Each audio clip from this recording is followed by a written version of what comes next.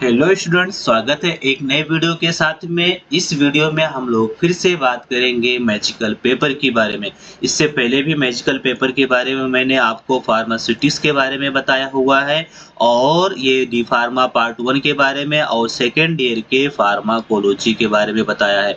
और जो हमारे स्टूडेंट जो हमारे यूट्यूब चैनल देखते हैं, जो हमारे व्यूज देखते इसमें हैं, हमसे जुड़े हुए हैं, वो सी फार्मा स्टडी चैनल से जुड़े हुए हैं, उनका पेपर है। आज तो 15 तारीख है, आज के दिन एक पेपर है, दोनों का फर्स्ट ईयर का सेकंड ईयर का।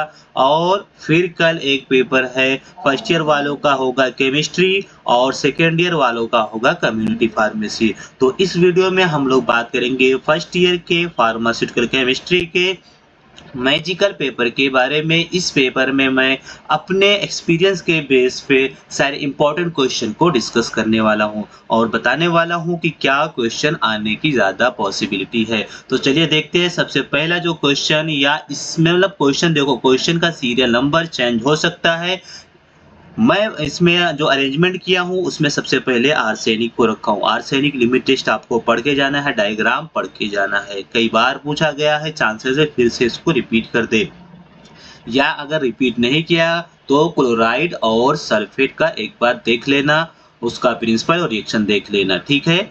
दूसरा क्वेश्चन, इसमें principle and reaction involved in the assay of sodium chloride के एस्से का प्रिंसिपल और रिएक्शन आप देख करके चले जाओ। इसके अलावा मैंने जो तीसरा क्वेश्चन रखा है इंपॉर्टेंट में, लॉन्ग एस्से में जो 6 मार्क्स में पूछा जा सकता है, वो सीडेटिव और हिप्नोटिक का डेफिनेशन पूछेगा।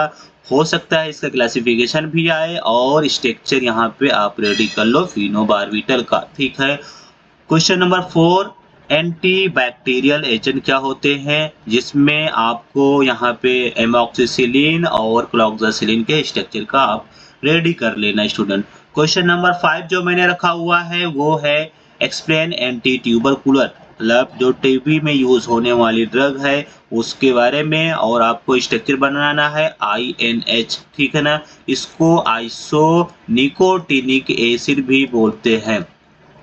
समझ में आया, आइसोनिकोटिनिक एसिड के नाम से, या ये आपको याद रख लेना INH के नाम से। उसके बाद में क्वेश्चन नंबर 7 जो रखा हुआ है मैंने, उसमें डायूरेटिक का आपको डेफिनेशन और क्लासिफिकेशन करके जाओ। उसमें आपको एक ही स्ट्रक्चर है फ्यूरोसामाइड, इसको आप कर लेना, ठीक है। इजी स्ट्रक्चर है, आप करके जाओ। उसके बाद में हम आएंगे शॉर्ट आंसर के बारे में। शॉर्ट आंसर में ऑफिशियल कंपाउंड ऑफ आयरन कई बार पूछा गया है, इसको भी फिर से आप करके जाओ। इसमें आप फेरस सल्फेट को पढ़ लेना, इसका ऑफिशियल कंपाउंड बहुत सारे हैं, फेरस सल्फेट, फेरस फ्यूमरेट, ठीक है ना, फेरस एस्कॉर्बेट। तो फेरस सल्फेट के बारे में SO4 ये आप करके जाना, थोड़ा पढ़ लेना एक बार क्या होता है कैसे होता है। उसके बाद में क्वेश्चन नंबर 9 की हम बात करेंगे, तो टॉपिकल एजेंट आप करके जाओ। और टॉपिकल एजेंट में ही क्या होता है, इसमें pharmaceutical formulation of silver nitrate करके जाओ। कई बार ये क्वेश्चन रिपीट हुआ है और हर एक स्टेट में रिपीट हुआ है, तो ये आप करके जाओ। क्वेश्चन नंबर जो हमारा 10 होने वाला है, right A note on anti hypertensive. Anti hypertensive का पूरा आप डेफिनेशन और क्लासिफिकेशन पढ़ के जाओ स्टूडेंट। इसमें आप 3 मार्क्स का है तो उसके हिसाब से मिनिमम 4 to 5 क्लासिफिकेशन लिख देना, ठीक है। 4 to 5 क्लासिफिकेशन लिखोगे, इसमें अच्छे मार्क्स आएंगे आपके।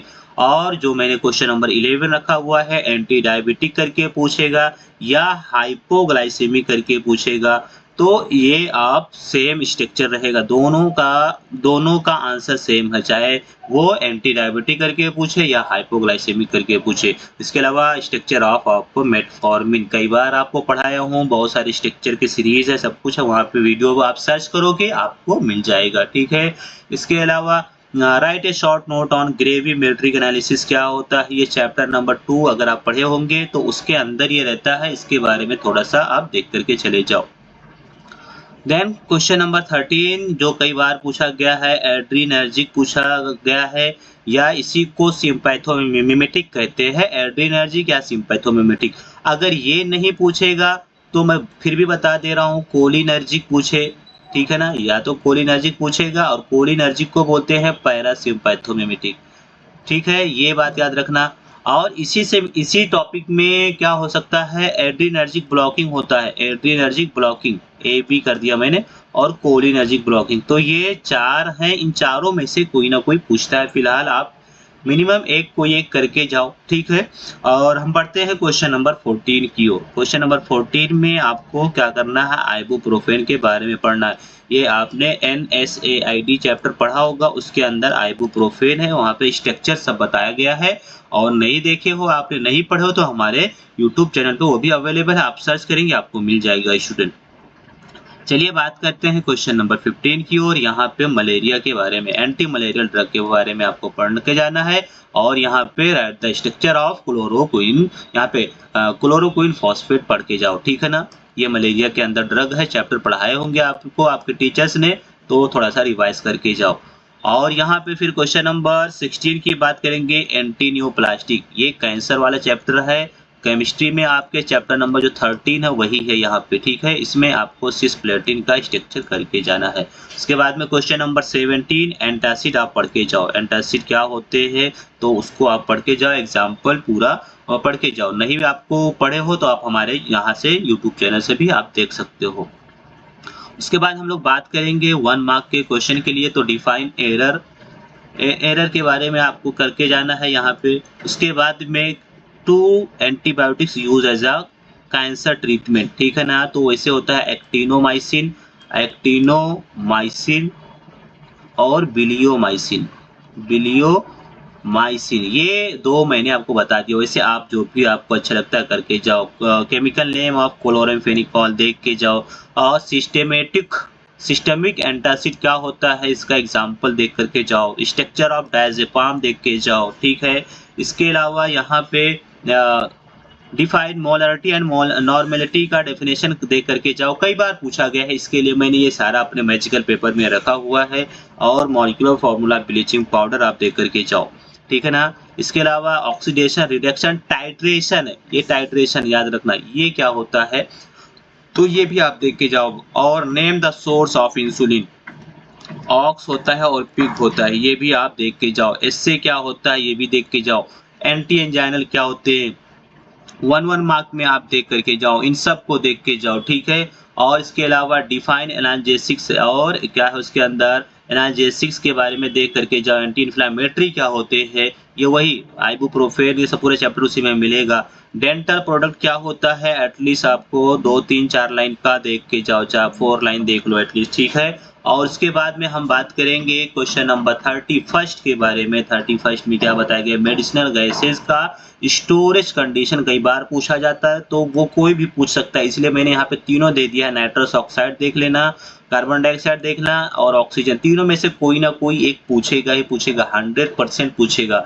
और उसके बाद में right any 2 calcium channel blocker, ठीक है ना। तो कैल्शियम चैनल ब्लॉकर आपने चैप्टर नंबर 7 में पढ़ा होगा वहाँ पे, तो उसके हिसाब से आप एग्जाम्पल देख करके जाओ, ठीक है। उसके बाद मैंने कुछ यहाँ पे बहुत सारे स्ट्रक्चर रखे हुए हैं। इन स्ट्रक्चर्स को सिर्फ आपको इतना ही स्ट्रक्चर पढ़ के जाना है, पूरे सारे स्ट्रक्चर मत पढ़ो। फ्यूरॉन पढ़ लो, थियोफिन पढ़ लो, pyrrole, imidazole, indole, aspirin, paracetamol, diazepam already आ चुका है, ऊपर था।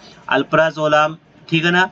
और डैप्सोन करके जाओ, फेनिटोइन करके जाओ, प्रोप्रेनलॉल, एसिटाइल कोलिन, नियोस्टिमाइन, ग्लेबिन क्लामाइड, सिस्प्लेटिन भी ऊपर आ चुका है, और कैप्टोप्रिल। ये कुछ स्ट्रक्चर मैंने दिया है आपको, मिनिमम इतने स्ट्रक्चर करके जाना है। इससे इतना कर लो, कैसे भी करके छोटे छोटे स्ट्रक्चर है और आपसे हो जाएगा, आप कर लोगे, इसलिए इतना करके जाओ। कई बार ये रिपीटेड स्ट्रक्चर को मैंने रखा हुआ यहाँ पे। उसके बाद स्टूडेंट आगे बढ़ेंगे और अगला हमारा जो मिलेगा वो क्या है यहाँ पे, चलिए देखते हैं। मैचिंग मिलेगा हमको, ठीक है ना। तो मैचिंग में क्या करके जाना है आपको, यहाँ पे मैचिंग दिया गया है, मैचिंग एक बार देख करके जाना है कौन किससे मैच करेगा, और आपको उतना सा करके आ जाना है। तो इसको करने के बाद में आपको आराम से पासिंग मार्क का और या उससे ज़्यादा आप करके आ जाओगे, ठीक है ना। 40 से 50 मार्क का इसके अंदर फंस जाएगा पक्का। तो आप इतना कर लिया आपने तो मतलब आप पास हो गए, ठीक है ना। अगर वीडियो पसंद आ रही हो स्टूडेंट तो वीडियो को लाइक कर दे, चैनल को सब्सक्राइब नहीं किया है चैनल को सब्सक्राइब कर दे, और अभी तक का अगर आपके बेल आइकन भी नहीं प्रेस किया तो बेल आइकन भी प्रेस कर दें और शेयर करना ना भूलें, ठीक है। चलिए मिलते हैं नेक्स्ट वीडियो में, तब तक के लिए take care, bye bye, best of luck for your exams, thanks for watching.